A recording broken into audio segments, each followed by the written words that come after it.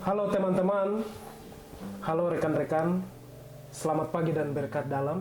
Selamat pagi, Selamat datang di komunitas Wisma Sang Penebus.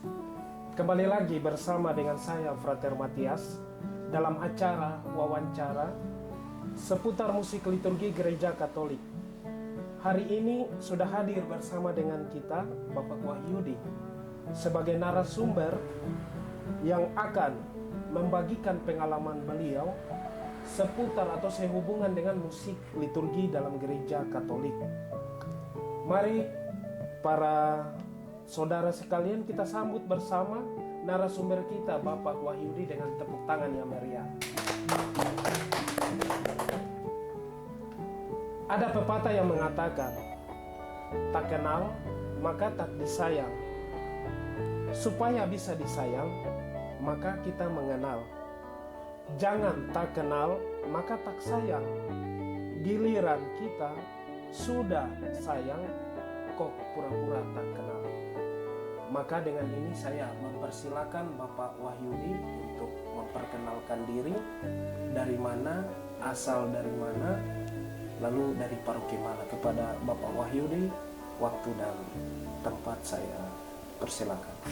Baik, terima kasih Frater Matias atas kesempatan ini. Baik, nama saya Yohanes Wahyudi, biasa dipanggil Pak Wahyudi. Saya asli dari Cilacap, Jawa Tengah, dan saya aktif di paroki Kota Baru sekarang, ya, mulai dari tahun 1988 sampai sekarang. Saya seorang bapak dari 5 anak dan suami dari seorang istri. Sehari-hari saya di pusat musik liturgi di bagian naskah, baik paduan suara maupun juga iringan. Selain itu saya juga mendapat kesempatan untuk mengajar di kursus musik gereja untuk mata pelajaran liturgi dan pelajaran teknik aba-aba. Nah, demikian Frater. Baik Bapak Wahyudi, terima kasih atas perkenalannya. Sesuai dengan tema kita pada pagi hari ini, berbicara dalam konteks musik liturgi Gereja Katolik, maka saya mempunyai beberapa pertanyaan yang hendaknya saya tanyakan ke Bapak Wahyudi. Pertanyaan saya, bagaimana pengalaman Bapak sebagai aktivis dalam mempersiapkan dan melaksanakan musik liturgi gereja, dan pengalaman interaksi dengan imam yang memimpin Ekaristi, serta apa kriteria lagu-lagu dan musik yang sesuai dengan perayaan liturgi. Baik, Frater Matias, sejak SMA sebetulnya waktu itu masih di Cilacap, tahun 86 sampai tahun 88 saya aktif di paduan suara di paroki Santo Stefanus Cilacap. Kemudian tahun 88 tadi saya sudah bilang, saya ke Jogja, sekolah di Jogja, dan mulai aktif juga di Kota Baru, juga di paduan suara, kadang-kadang juga melatih, dan lebih sering melatih paduan suara. Perkembangan berikutnya pernah jadi solis mazmur, kor, dan juga sekuensia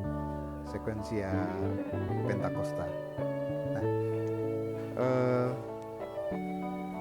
saya punya pengalaman yang mungkin penting untuk diketahui, bahwa ketika saya mendapat tugas atau kelompok kur saya mendapat tugas, maka satu, saya pelajari dulu teks lagu yang menjadi tanggung jawab saya sebelum saya ajarkan sebelum saya latih kepada anggota kur saya. Kemudian ketika saya tidak ketika saya tidak paham apa yang menjadi tuntutan lagu itu, maka saya tanya pada pengarangnya. Nah, yang berikutnya, sebelum misa saya pasti konsultasi dulu. Pertama tentang lagu Bapa Kami, nanti ajakannya imam yang memimpin ibadat yang mau mengajak, atau kalau dia tidak mantap untuk mengajak, mungkin salah satu anggota kur kami yang mengajak. Nah, lalu juga tentang anamnese, saya pasti tanya mau pakai anamnese yang apa, gitu. Jawaban-jawaban nanti pakai dirigen atau tidak. Biasanya privasi itu umat kurang kompak, lalu kita beri apa-apa. Nah, semacam itu. Jadi sebelum misa pasti ada konsultasi semacam itu. Nah, pernah terjadi pengalaman dengan Romo di Kartoko waktu itu. Saya jauh hari itu sudah menanyakan apakah lagu ini boleh dipakai atau tidak. Ini tentang kerjasama. Kemudian mengenai kur sendiri, ketika kur tidak mampu dengan 4 suara karena mungkin terlalu sulit atau apa, saya melihat anggota kurnya dulu. Kalau kebanyakan ibu-ibu dan remaja putri, maka saya pakai kur sejenis. Lalu yang mas dan bapak ini bagaimana?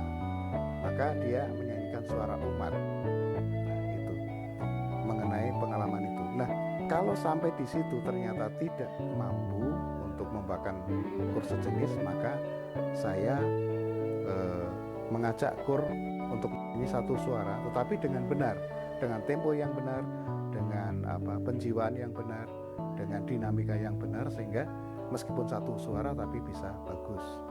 Nah, yang berikutnya mengenai kriteria ya, kriteria itu. Jadi sebetulnya kedudukan musik liturgi adalah syair yang dinyanyikan. Jadi ada ordinarium, istilahnya teks yang sudah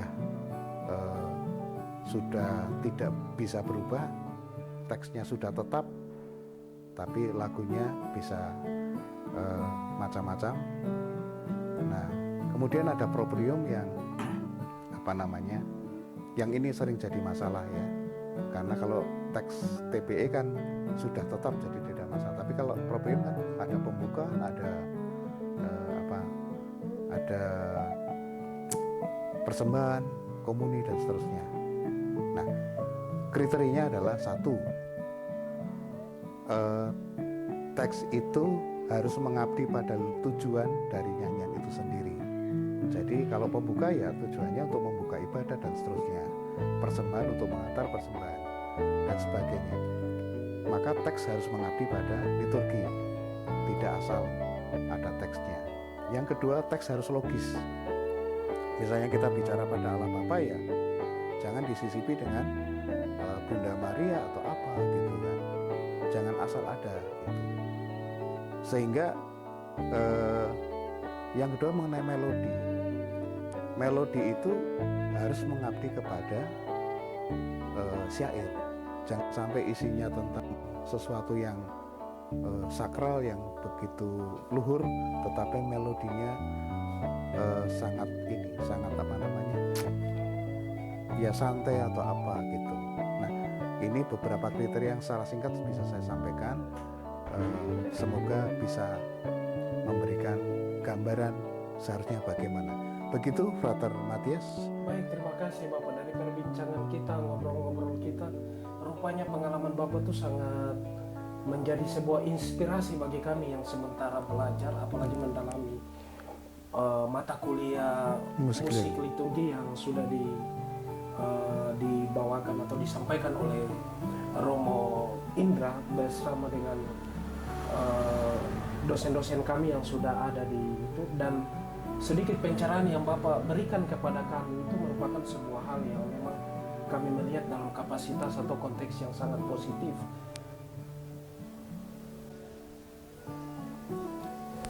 Terima kasih Bapak atas penjelasannya kepada kami dan juga teman-teman semua yang hadir di sini sudah menonton.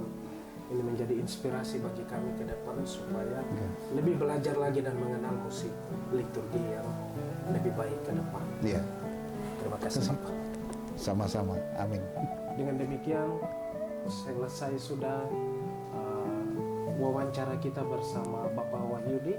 Semoga dengan apa yang disampaikan oleh Bapak Wahyudi ini menjadi inspirasi bagi kita. Sekian dan terima kasih.